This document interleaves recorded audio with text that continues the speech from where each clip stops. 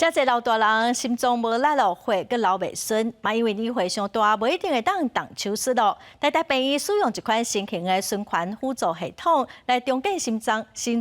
送回能力，咱做伙来看卖。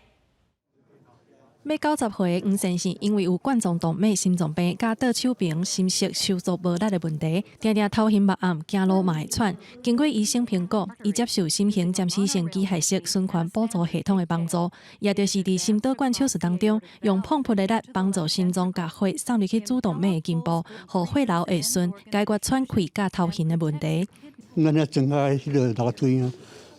十几坎尔，17坎。休2、3摆，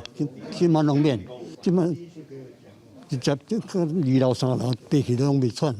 医师表示，新型暂时性机械式循环辅助系统的手术，目前是针对一寡年岁较大、有严重心脏问题的病患。接受这款手术的人，无需要规身躯麻醉，而且空水比其他的心脏手术更较细，恢复时间嘛较短。它这个新系统呢，它的这一个支持的功能呢是跟叶克膜是相当，但是它的手术的这个伤口比较小，病人恢复比较快。叶克膜的话，目前装设大约可能是半个小时，那这个可能大概是10到15分钟。台病医表示，这款手术会当帮助一寡无法度动大手术的老大人重建心脏的循环，而且手术时间真短，对老人的体力甲精神较无伤害。目前已经进入申请健保的程序。记者麦尚英、曾派文台北报道。